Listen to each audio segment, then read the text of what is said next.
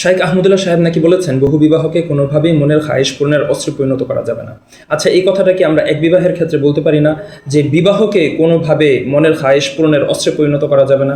কারণ প্রথম বিয়ে যখন মানুষ করতে যায় তখনও তার মনের মধ্যে এটা থাকে যে সে তার স্ত্রীর সঙ্গে সুন্দর সময় যাপন করবে। ঠিক একইভাবে একজন মানুষ যখন বহু বিবাহের দিকে ঝুঁকে তখন তার মনে যেরকমভাবে দায়িত্ববোধ থাকে, ঠিক একইভাবে তার মাথায় এটাও থাকে যে সে তার স্ত্রীর সঙ্গে সুন্দর সময় যাপন করবে। এখন সেই কথাটাকে মাথায় রেখে সে যদি বিবাহ করার দিকে এগিয়ে যায় তাহলে তাতে ক্ষতি কি?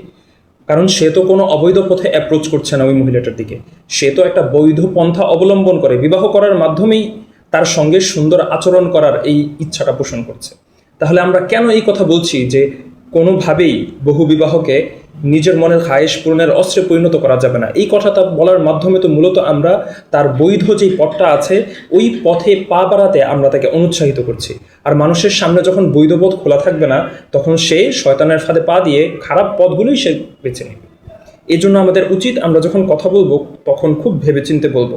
আমরা কথাটা এভাবে বলতে পারি যে বহু বিবাহকে নিছক শুধুমাত্র নিজের মনের যে ইচ্ছাগুলো আছে, বাসনাগুলো আছে, সেগুলোকে পূরণের একটা মাধ্যম হিসেবে গ্রহণ করা যাবে না, বরং মনের ভিতরে যেরকমভাবে কামনা বাসনা থাকবে ঠিক একই সাথে সাথে দায়িত্ব বোধটাও নিজের মাঝে ধারণ করতে হবে, তারপর গিয়ে সে বিয়ে করতে পারবে। এভাবে যদি আমরা উপস্থাপন করি তাহলে তাতে কোনো ধরনের সমস্যা নেই। কিন্তু আমরা যদি এভাবে বলি যেভাবে উপস্থাপিত হয়েছে শাইখ আহমদুল্লাহ সাহেবের কথাটা, এটার মাধ্যমে অনেকে অনুৎসাহিত হবে এবং গুনাহের পথে পা বাড়ানোর আশঙ্কা বেড়ে যাবে। আল্লাহ রাব্বুল আলামিন আমাদেরকে দ্বীন ইসলাম সঠিকভাবে বোঝার এবং বোঝানোর তৌফিক দান করুন। আমিন।